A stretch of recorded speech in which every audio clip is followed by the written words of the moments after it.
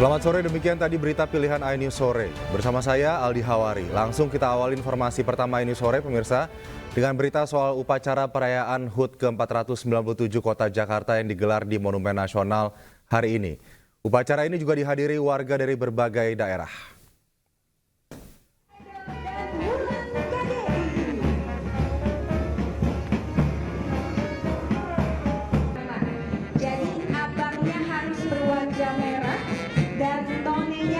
Digelar untuk memperingati HUT ke-497 Jakarta, salah satunya dengan upacara peringatan yang digelar di Monumen Nasional hari ini. Sebanyak 1.700 orang berbaris lengkap dengan seragam mulai dari aparat TNI Polri hingga siswa-siswi SMP dan SMA. Upacara dipimpin langsung oleh PJ Gubernur Heru Budi dengan tema Jakarta Kota Global Berjuta Pesona. Peringatan HUT tahun ini menandakan peralihan status ibu kota negara menjadi kota global. Puncak perayaan ulang tahun Jakarta akan digelar malam ini mulai dari pukul 6 sore hingga 11 malam di kawasan Monas. Tahun DKI Jakarta yang ke-497. Semoga Jakarta ramah untuk masyarakatnya, aman untuk ditinggali, dan juga ke depan bisa mengatasi problem-problem yang tentunya ke depan cukup banyak dan tantangannya. Pemirsa, memperingati hari ulang tahun ke-497 Kota Jakarta, Taman Impian Jaya Ancol menggelar festival layang-layang bertajuk Jakarta International Kite Fest 2029. Para pengunjung dapat melihat langsung berbagai bentuk layang-layang unik yang berasal dari sejumlah negara. Festival layang-layang yang digelar di Ancol berlangsung mulai hari ini 22 Juni hingga 7 Juli 2024 mendatang. Adapun event ini digelar di Pantai Lagun, Ancol. Jakarta International Kite Fest 2024 mengusung tema Merajut Langit Menggapai Impian. Festival ini mengundang para penggemar layang-layang, seniman, serta para pengunjung untuk menikmati keindahan dan kreativitas dalam bentuk layang-layang. Sementara itu, dalam rangka menyambut Hari Ulang Tahun Jakarta, Taman Mini Indonesia Indah menyediakan berbagai acara untuk pengunjung. Mulai dari arak-arakan roti buaya, pertunjukan ondel-ondel, serta stand-up komedi. TMII juga menyiapkan promo tiket beli 1 gratis 1 bagi pengunjung yang datang pada hari ini, 22 Juni 2024. Selain itu, dalam menyambut liburan sekolah, TMII juga mengadakan festival kumpul bocah yang diisi dengan permainan tradisional hingga festival budaya Nusantara.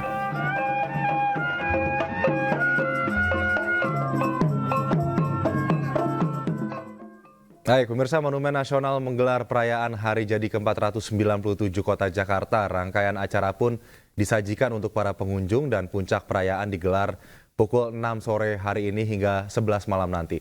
Untuk mengetahui bagaimana situasi terkini di kawasan Monas, kami sudah terhubung dengan rekan Henry Aprilia di sana. Selamat sore, Henry. Bagaimana kemeriahan di Monas saat ini oleh warga Jakarta yang ingin menyemarakan ulang tahun Kota Jakarta? Ya baik, selamat sore Aldi dan juga pemirsa. Saat ini merupakan hari ulang tahun Jakarta yang ke-497, di mana Pemprov DKI Jakarta menyelenggarakan kembali Jakarnaval atau Jakarta Night Karnaval yang dilaksanakan di Monumen Nasional Jakarta Pusat.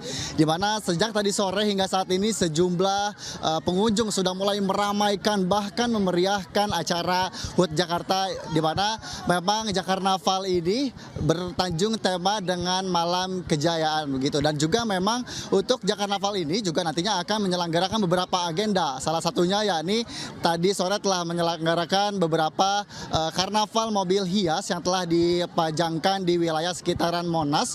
Juga selanjutnya ada beberapa konser dari penyanyi atau artis ternama yang ada di Indonesia, di mana diantaranya nanti ada Gigi, ada Budi Doremi, ada dan yang lainnya seperti itu. Dan mungkin Aldi dan juga pemirsa, untuk Jakarnaval atau Jakarta Night Karnaval ini dimulai pada pukul 18.00 sampai dengan pukul 23.00 waktu Indonesia Barat. Juga nantinya pada malam hari ini akan ada penyelenggaraan mapping dari Monas itu sendiri yang menceritakan tentang sejarah Jakarta, dan juga mungkin dari para pengunjung juga nantinya bakal atau bisa menyaksikan langsung dari Monas itu sendiri. Sementara Aldi. Nampaknya Henry itu di belakang Anda ada wahana-wahana bermain, nampaknya yang jarang terlihat di kawasan Monumen Nasional. Apakah itu memang baru diadakan pada saat HUT Jakarta kali ini saja atau bagaimana? Ya baik Aldi dan juga pemirsa, untuk beberapa wahana yang ada di belakang kami saat ini memang di Jakarnaval ini juga menyediakan berbagai wahana atau bisa dikatakan seperti pasar malam seperti itu. Jadi memang para pengunjung sambil menunggu beberapa agenda atau beberapa konser yang nanti akan disajikan di Jakarnaval ini, tentunya para pengunjung bisa langsung menikmati atau langsung mencoba beberapa wahana yang ada di sini secara gratis, terusus untuk para pengunjung yang akan memeriahkan atau ikut memeriahkan pada ulang tahun Jakarta yang ke-497. Seperti itu Aldi. Terima kasih Henry Aprila melaporkan dari kawasan Monumen Nasional Jakarta. Selamat bertugas.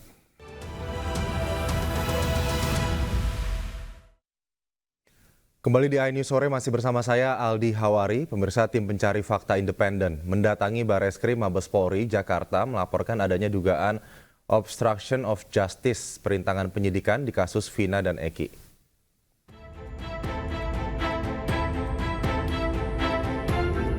Hari ini sekelompok pengacara yang tergabung dalam tim pencari fakta independen mendatangi Bareskrim Mabes Polri Jakarta untuk melaporkan dugaan upaya perintangan penyidikan dalam kasus pembunuhan Vina dan Eki 2016 lalu.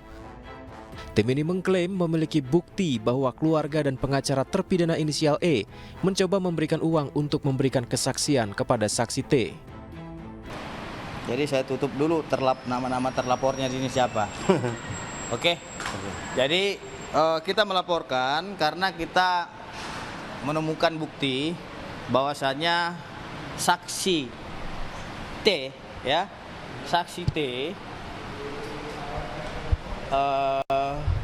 didatangi oleh keluarga terdakwa, terpidana, keluarga terpidana, dan keluarga terpidana ini atas nama dari keluarga E, ya, mencoba untuk memberikan uang kepada saksi T untuk mengubah keterangannya, ya, agar sesuai dengan apa yang mereka minta. Tidak hanya itu, dugaan adanya identitas ganda juga disampaikan dalam pelaporan ini. Dugaan identitas ini terkait dengan nama, ya. Jadi kita ketahui sesuai dengan Undang-Undang Data Perlindungan Pribadi itu dilarang, nggak boleh. Kalau memang nama kita satu ya itu aja. Ada sanksi pidana yang mengatur terkait dengan dua identitas nama seseorang. Itu merujuk kepada pihak?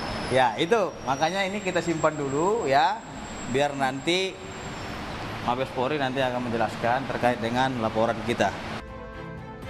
Tim pencari fakta independen ini juga meminta polisi segera mengusut jika ada upaya-upaya obstruction of justice perintangan penyidikan yang semakin membuat kasus Vina dan Eki semakin rumit. Tim Liputan iNews melaporkan. Dan juga sebelumnya pemirsa, praktisi hukum Rasman Arif Nasution mencecar ayah Peggy Setiawan, Rudi Irawan, terkait identitas ganda yang dimiliki ayah Peggy. Hal ini disampaikan dalam program Rakyat Bersuara iNews 2 pekan lalu. Benarkah Bapak menggunakan dua identitas, Pak? Maksudnya gimana, Bung Rasman? Saya mendapat informasi Pak Rudi ini menggunakan dua nama. Nama Bapak satu Rudi Irawan, itu kalau di Cirebon, kalau di Bandung menggunakan nama Asap Rudi. Benarkah itu, Pak? Rudi. Betul, Pak. Itu masalah, kenapa Bapak menggunakan dua nama itu, Pak? itu masalah perkawinan, Pak. Kenapa dengan perkawinan Bapak? Perkawinan itu istri yang tua tidak tahu, Pak. Saya kawin di sini lagi, Pak. Gitu. Oh, jadi dengan Bapak menikah terus Bapak memalsukan identitas Bapak? Tidak, Pak. Tidak, sama saya. Itu memalsukan, Pak. Maksudnya Bapak di Bandung namanya berbeda karena Beda. dengan istri kedua begitu? Iya, Pak. Oke. Masalah perkawinan, Pak. Jadi Bapak menikah di Bandung tanpa izin istri pertama, terus Bapak merubah nama Bapak? Betul, Pak. Bapak merubah identitas juga? Itu saya Merubah kakak juga? Sebentar, ini nikah siri maksudnya? nikah, betul, Pak. Nikah Oke. ini nikah benar, Pak. Berarti KUA. Bapak punya dua kakak? Nikah KUA, Pak. Iya, Bapak punya dua kartu keluarga? Betul. Betul. Punya dua KTP? Satu, Pak. Silahkan. KTP-nya yang mana, Pak? Ya. Sebentar, Pak. Pak, berarti Bapak mengakui bahwa Bapak telah memalsukan identitas, betul? Sebentar Pak, saya mau tanya Bapak, bukan tanya pengacara Bapak. Nah, mungkin dibantu. Yang Mungkin melakukan Bapak, itu bentar, maaf, Pak Saya Dendi. bantu, Bang. Sebentar Pak Dendi. Saya bantu, Bang. Pak, Bapak pelaku langsung Pak, kecuali Bapak tidak ada di sini. Benar Bapak melakukan pemalsuan identitas? Tidak, Pak. Bapak sudah ditanya penyidik kan Pak? Saya akan baik, bantu, Saudara Pak. Aiman, Saya saya bantu. melalui forum yang terhormat ini, supaya kita nggak berbelit-belit. Kasihan 2 nyawa manusia sekarang Pak. Tapi apa kaitannya dua Ada nama dong, itu? ada. Kenapa? Pertama saya minta Polda Jabar sekarang untuk begini. memeriksa. Sebentar, Saya jelasin apa dulu. kaitan 2 nama dengan kasus pembunuhan? Ada. Silakan, Apa hubungannya Ada hubungan antara yang- 2 nama dengan Saya masalah jelaskan, kasus saya jelaskan pembunuhan? Pak Dendi. Oke. Berdasarkan kerangka berpikir saya dan apa yang disampaikan oleh Pak orang tuanya Peggy ini, di sini saja dia sudah jelas membuat 2 pernyataan yang berbeda. Bahkan dalam keterangan yang kita tahu Peggy itu bareng dengan beliau ini. Dibuat namanya Robi, benar kan Pak? Sebentar dulu Pak, saya tanya dulu Robi kan Pak? Kalau nama Robi itu nama Iya saya samaran, Pak, tahu, bukan nama kan anak Bapak itu, yang Pak. nomor 2. Iya, betul. Benar kan? Pengakuan dari Lucy itu sengaja dibuat Pak, karena Bapak takut sama istri Bapak. Saya nggak kejar itu Pak. Mohon maaf Pak, baik Pak Rudi, baik Peggy, baik yang lain, saya mencurigai bahwa Bapak. Ya, setidaknya 2 hal yang dilaporkan pengacara-pengacara yang tergabung dalam tim pencari fakta independen ke Bareskrim. Yang pertama adanya dugaan perintangan penyidikan dan adanya data ganda dari salah satu saksi. Untuk membahasnya kami telah terhubung dengan Pitra Romadoni, anggota tim pencari fakta independen. Selamat malam Bang Pitra. Malam Bung Aldi, Horas. Dan juga sudah bergabung bersama kami Bang Ruli Panggabean selaku kuasa hukum dari ayah Peggy, Rudi Irawan. Bang Ruli, selamat malam. Selamat malam. Baik, saya mungkin mau ke Bang Pitra terlebih dahulu. Di sini tadi pada saat laporan ke Bareskrim, salah satu pernyataannya adalah ada sanksi pidana jika ada identitas ganda. Apa kemudian yang ditelusuri dari tim pencari fakta independen dan apa hubungannya ini dengan kasus yang saat ini tengah berjalan, kasus Vina dan Eki 2016 yang dibuka kembali ini? Oke, baik. Terima kasih Bung Aldi. Sebelum saya menanggapi terlebih dahulu, saya dan seluruh tim mengucapkan turut berduka cita kepada keluarga korban almarhum Vina maupun Muhammad Rizky Rudiana atau Eki. Semoga almarhum diterima di sisi yang Maha Kuasa dan keluarga korban ditabahkan. Baik, terima kasih Bung Aldi.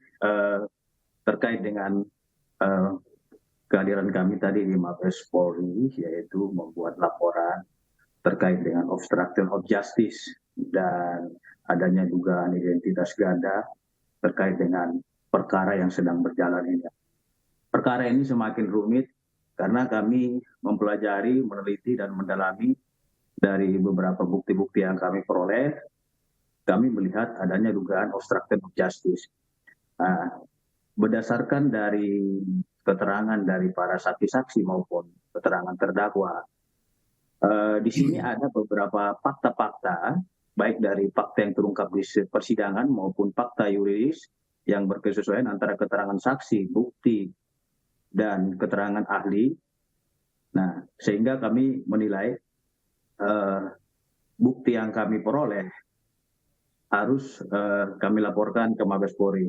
Karena perlu diketahui, Bung Aldi, bahwasanya saksi L pada waktu berada di tempat kamar jenazah, saksi L mendapatkan pesan BBM ya dari yang berinisial R yang mengatakan mampus Eki mati, kata dia gitu. Nah, dan kita lihat juga telisik dari fakta yuridis yang telah terungkap di dalam persidangan juga bahwasanya perencanaan ini sudah direncanakan penyerangan tersebut pada tanggal 17 Agustus 2016 kepada Muhammad Rizky Rudiana. Nah, ini sangat janggal sekali karena apa? Karena adanya lagi di sini fakta baru yang kita ketahui dan sudah terungkap juga di publik, di mana ayahnya Peggy ya mengakui mempunyai 2 nama.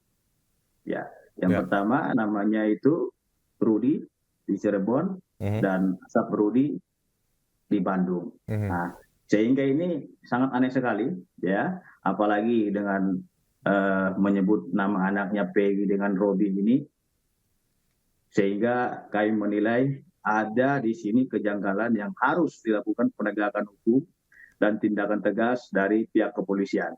Seperti itu, Bung Aldi. Oke, adanya nama-nama yang berbeda ini apakah menurut tim pencari fakta juga menjadi bagian dari obstruction of justice atau ya itu tadi perintangan penyidikan? Jelas, karena kalau memang proses hukum yang sedang berjalan ini terkait dengan obstruction of justice, ya, adanya kesesuaian dengan saksi-saksi lainnya yang saat ini sedang dilidik oleh pihak kepolisian, dan apabila nanti pembuktiannya ini ditemukan hubungannya dengan salah satu DPO, maka itu masuk kategori obstruction of justice. Oke. Nah, kalau memang yang bersangkutan ataupun merasa ada hal-hal yang memang tidak bermasalah hukum, semestinya tidak usah dilakukan perubahan nama ataupun mengaburkan nama anak. Jadi ada hipotesa itu ya dari tim pencari fakta ya? Ya, ini yang kita dalami dan sudah kita kaji seperti itu. Oke, baik, saya langsung saja minta tanggapan dari Bang Ruli. Bang Ruli, bagaimana tanggapannya? Baik, selamat malam semuanya. Saya ingin membuat satu rangkaian peristiwa dulu mengenai masalah ini. Kebetulan saya yang mendampingi ayahnya Peggy waktu dipanggil untuk mengadakan klarifikasi di Polda Jabar. Menurut keterangan ayahnya Peggy, dalam klarifikasi tersebut, rangkaiannya adalah sebagai berikut. Dia menikah dengan ibunya Peggy itu tahun 96. Kemudian lahir Peggy, di kartu keluarganya lahir Peggy dan adik-adiknya, gitulah ceritanya. Kemudian pada tahun 2008, dia kemudian menikah lagi kedua kalinya dengan orang Bandung. Saya nggak usah sebut namanya, tapi dia menikah lagi. Kemudian dia dengan tentu saja dengan membawa surat pindah dari Cirebon. Nah, kemudian faktanya yang ada itu bahwa namanya jadi berubah, ya inilah yang sedang kami dalami gitu loh. Gimana nih seleknya gitu. Apa sedangkan hasil pendalamannya, kejadian peristiwa pidana ini kan 2016. Silakanlah, mari kita kawal sama-sama masalah ini supaya semuanya jadi terang. Apa alasannya Pak dari Pak Rudi atau Pak Saprudi ini menikah lagi tahun 2008 dari Cirebon pindah ke Bandung? Karena kan memang harus ada persetujuan nikah dari istri pertama begitu jika ingin nikah lagi. Lalu kenapa kemudian mengubah nama sekaligus juga pindah ke Bandung begitu dari Cirebon? Ya, karena kan dia kerjanya di Bandung. Jadi saya nggak tahu, pokoknya ketemu sama wanita di Bandung, kemudian dia menikah lah gitu, tanpa persetujuan istri pertama. Itu intinya. Nah, jadi dia dengan kita juga lampirkan dan itu diakui juga kok sama saksi ini. Jadi artinya peristiwanya itu adalah 96 dan 2008 gitu. Pak, dua-duanya KTP identitas ganda yang dimiliki ini dua-duanya sah? Tidak. Jadi ketika 2020 itu di kakaknya itu adalah atas nama A. Saprudi dan ibu dan istrinya lah, saya nggak usah sebut namanya. Oke, baik. Nah, sedangkan yang di Cirebon itu adalah nama istrinya sebagai kepala keluarga, nggak ada nama. Oke, Pak, ini Anda melihat tidak ada kemungkinan nantinya ini kan sepertinya maju kena mundur kena, Pak. Kalau misalnya terbukti kalau perubahan nama ini adalah sebuah bentuk obstruction of justice atau perintangan untuk penyidikan, artinya ada juga ancaman bahwa nantinya Rudi atau Asap Rudi ini juga akan kemudian naik statusnya menjadi tersangka. Ya, saya kira kalau dia melakukan, katakanlah saya belum berani bilang bahwa dia mempunyai pemalsuan ya. Tapi biar aja nanti penyidik yang mendalami itu, ya tentu saja sesuai dengan undang-undang kependudukan ya dia akan kena ada pelanggaran gitu loh. Iya. Tetapi kalau dihubungkan dengan peristiwa ini, saya rasa Jadi ada dua hal ya. karena ini peristiwanya jauh sebelum peristiwa pidana itu terjadi. Oke, Ya, tapi jadi ada dua artinya hal. silakan saja penyidik mendalami ini supaya kita nanti jadi jelas semuanya gitu. Ya, terkait dengan undang-undang kependudukan dan juga terkait dengan kasus Vina dan Eki yang kemudian bisa membawa nama dari ayah Peggy Setiawan ini ke status yang lebih naik lagi daripada saksi. Saya mau ke Pak Bang Pitra. Bang Pitra, tadi juga Anda menyebutkan terkait panggilan Peggy Robi oleh ayah Peggy Setiawan. Begitu, bagaimana Anda menganalisa ini sebetulnya? Oke, baik. Bung Aldi, bahwasanya jelas disampaikan bahwasanya mereka berdalih atau menurut saya alibi ya. Robi ini, Peggy ini nama gaulnya atau nama samarannya bla bla bla lah menjadi Robi kan begitu. Dan dia mengakui bahwasanya Robi adalah keponakannya. Untuk menghindari ataupun menyembunyikan identitas agar tidak diketahui oleh yang namanya selingkuhan ataupun istri baru. Perlu diketahui, di sini sangat janggal dan aneh sekali. Kalau Rudi mengatakan bahwasanya Peggy itu nama samarannya ataupun nama gaulnya Robi untuk menghindari daripada atau menutupin identitas daripada anaknya tersebut sehingga disebut keponakan, padahal sudah jelas diketahui sendiri Robi itu adalah anak kandungnya juga. Bagaimana mungkin dia mau menutupi nama anak kandungnya, padahal Robi sendiri adalah nama anak kandungnya. Kenapa nggak namanya disebut aja John ataupun Pani dan lain-lainnya, gitu. Sehingga ini menurut saya alibi gitu loh. Kalau untuk menutupi biar tidak tahu istrinya, kok namanya Robi, sedangkan Robi aja nama anaknya sendiri gitu. Gitu, Bung Aldi. Iya, Bang Pitra, bagaimana tanggapannya? Ya, halo. Ya, Bang Ruli, bagaimana tanggapannya terkait tadi pernyataan adanya... Gini, itu kan terjadi begini. Satu waktu Pak Rudi ini datang ke tempatnya, kosannya Peggy bersama dengan istrinya. Kemudian dia kepada istrinya menyatakan bahwa Robi ini keponakannya. Gitu loh. Itu dengan maksud supaya ya nggak ketahuan lah belangnya Rudi ini gitu loh. Kira-kira gitu. Jadi jangan, kalau dan itu kejadiannya kan udah lama gitu loh. Jadi kalau dihubungkan dengan sekarang ya menurut saya agak persesuaiannya agak kurang gitu. Iya, nampaknya tapi banyak sekali ya Pak, kemudian penyamaran nama, begitu hal-hal yang ditutup-tutupi antara keluarga. Kenapa Pak alasannya dari Pak Rudi sendiri ini? Ya itu alasan yang disampaikan sama dia itu. Jadi saya ngomong ini adalah atas kesaksian dia ya. Saya tidak mengurangi, tidak menambah, ya itulah kesaksiannya dia gitu. Kami sendiri sedang mendalami itu gitu. Baik. Ya mudah-mudahan kita juga akan hubungkan dengan bukti-bukti yang ada. Gitu. Semoga nanti kesaksian selanjutnya tidak berubah-ubah juga ya, Bang Ruli ya. Terakhir mungkin Bang Pitra untuk menyimpulkan nanti bagaimana langkah selanjutnya yang akan dilakukan oleh TPF untuk fakta-fakta yang mungkin juga akan berpengaruh terhadap penyelidikan. Oke, yang pertama TPF independen ini mendukung kebenaran dan mendukung langkah-langkah pihak kepolisian dalam menuntaskan kasus ini. Kalau memang ada yang bersalah, silakan dihukum bersalah, karena kita pro kepada kebenaran.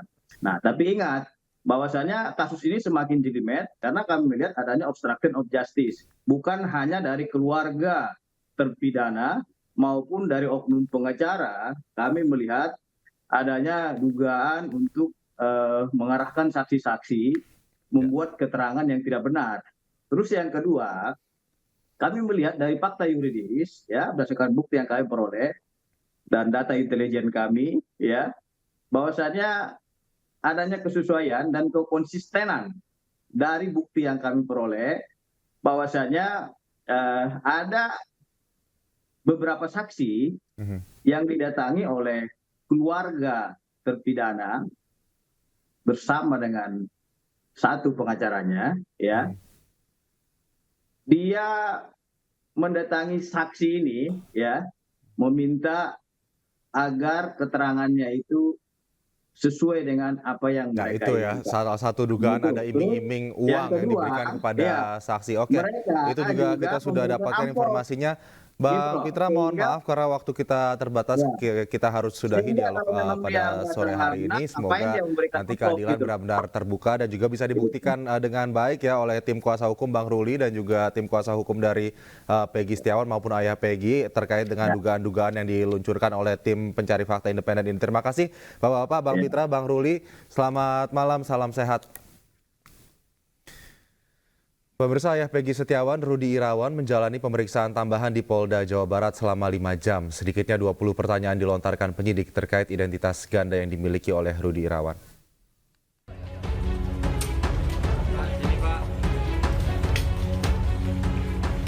Setelah 5 jam menjalani pemeriksaan tambahan oleh penyidik, ayah Peggy, Rudi Irawan, keluar bersama tim kuasa hukum dari Gedung Direktorat Reserse Kriminal Umum Polda Jawa Barat, Kota Bandung.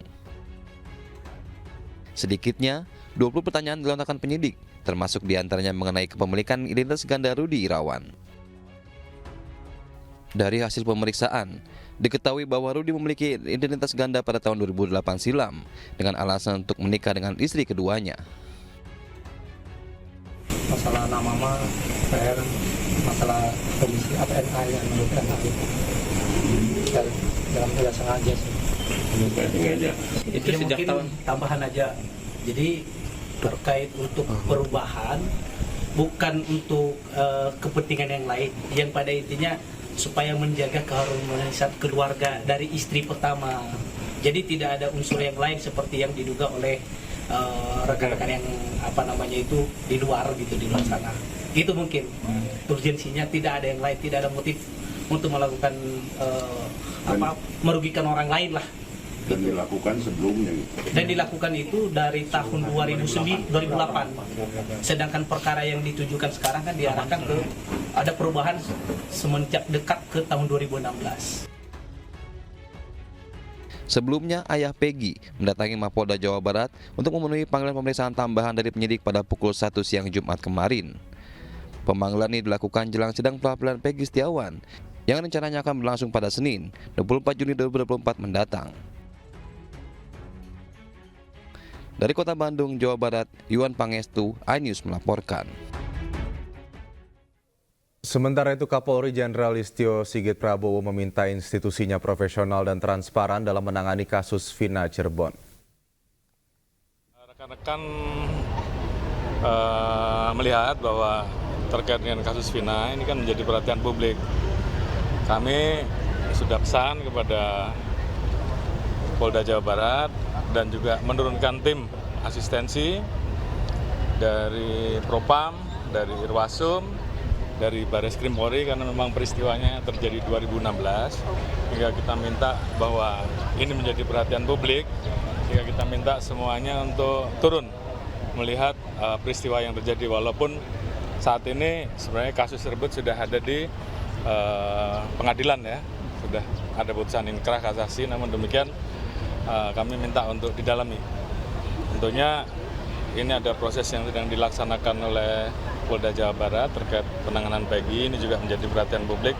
Saya minta untuk itu juga, apabila memang betul diproses, maka alat buktinya harus cukup dan tentunya akan lebih baik apabila semuanya dilengkapi dengan scientific crime investigation, artinya itu adalah bukti yang tidak terbantahkan. Namun demikian tentunya ada alat-alat bukti, barang bukti lain yang juga tentunya diatur di dalam KUHP yang harus dilengkapi oleh rekan-rekan. Saya kira kami minta agar kasus tersebut betul-betul ditangani secara tuntas, profesional, transparan. Informasi selanjutnya, polisi menggeledah ulang kamar indekos musisi Virgon di Pasar Minggu, Jakarta Selatan untuk mencari bukti lain terkait kepemilikan narkoba jenis sabu.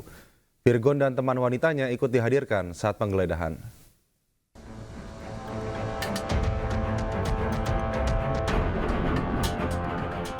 Polisi menggeledah ulang kamar indekos penyanyi Virgon di kawasan Pasar Minggu, Jakarta Selatan. Penggeledahan ulang untuk mencari barang bukti lain terkait kepemilikan narkoba jenis sabu.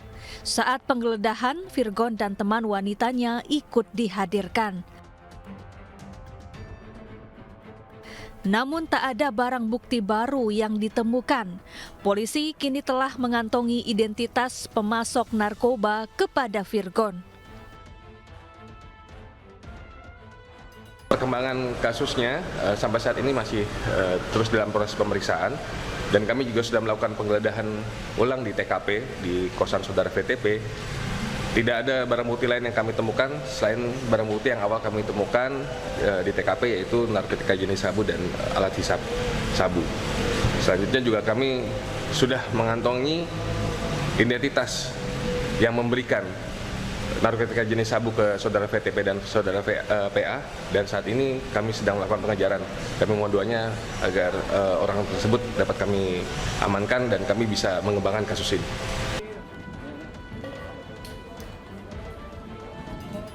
Sebelumnya, musisi Virgon diringkus polisi di kamar indekosnya di Pasar Minggu, Jakarta Selatan, Kamis dini hari. Mantan istri Inara Rusli ini diringkus bersama teman wanitanya berinisial PA. Polisi menemukan barang bukti 1 klip sabu dan alat isap. Dari hasil tes urin, Virgon dan PA dinyatakan positif mengonsumsi narkoba jenis sabu.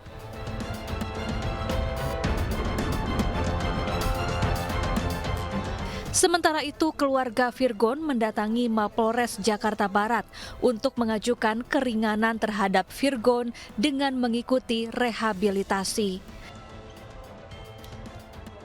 Dari Jakarta, Miftahul Gani, iNews melaporkan. Pemirsa, Satgas Pemberantasan Judi Online berkoordinasi dengan TNI Polri untuk mengerahkan Babinsa dan Babin Kantipnas dalam pemantauan secara langsung pelaku judi online yang hendak melakukan top up di minimarket. Hal ini dikatakan oleh Ketua Satgas Pemberantasan Judi Online sekaligus Menko Polhukam Hadi Cahyanto dalam acara Fun Walk di lapangan Bayangkara, Mabes Polri, Jakarta Selatan. Hadi menyebut dirinya akan terus berkoordinasi dengan TNI Polri untuk memantau masyarakat secara langsung dari lapisan terbawah. Sementara itu, Kepala Staf Angkatan Darat Maruli Simanjuntak mengatakan bahwa jajarannya sudah melakukan pemantauan dan akan terus melakukan evaluasi demi pemberantasan judi online yang lebih efektif. Udah ada dapat arahan nanti supaya yang paling bersentuhan ke masyarakat kan Babinsa dengan Babin Kamtibmas. Nanti kita brief mereka bagaimana caranya menjelaskan kepada masyarakat tentang judi online dan pinjol. Dari anggota Bapak sendiri untuk memberikan sosialisasi agar tidak Udah, kita sudah jalan, makanya ini kita evaluasi terus supaya. Pemirsa, seluruh rangkaian Puncak Haji 2024 telah selesai. Jemaah haji dari Indonesia secara bertahap bersiap untuk kembali ke tanah air. Tapi tidak lengkap rasanya kembali tanpa berburu oleh-oleh khas Tanah Suci. Dan berikut liputannya.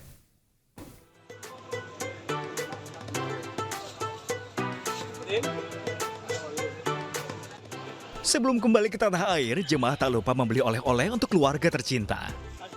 Toko oleh-oleh di sekitar Masjid Nabawi, Kota Madinah diserbu pembeli. Pembeli bisa mengeksplorasi toko yang menawarkan oleh-oleh seharga 1 hingga 2 rial.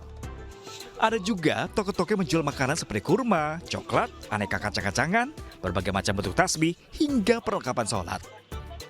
Semua lengkap bisa ditemukan pada toko oleh-oleh terjangkau ini. Ini belanja untuk suami dan anak-anak, sama untuk cucu, untuk cucu juga, harga 2 rial. 2 rial. Lagi. Bagus. Bagus ya Bu ya? Banyak juga Bu? Rencana mau beli lagi nggak Bu? Ya, mas cari ini. Bagi para jamaah yang tertarik bisa langsung datang ke lokasi dengan berjalan lurus dari pintu 399 Masjid Nabawi. Uniknya lagi, di toko ini pembayaran bisa menggunakan uang rupiah. Dari Madinah, Arab Saudi, Tim Liputan iNews melaporkan.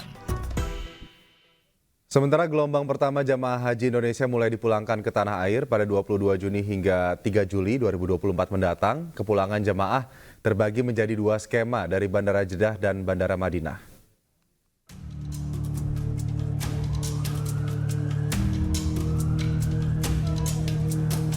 Usai menyelesaikan seluruh rangkaian ibadah haji, fase pemulangan gelombang pertama jemaah haji akan dimulai pada Sabtu 22 Juni hingga 3 Juli 2024 mendatang. Sementara untuk gelombang 2 jemaah haji mulai dipulangkan dari Madinah pada 4 hingga 21 Juli 2024.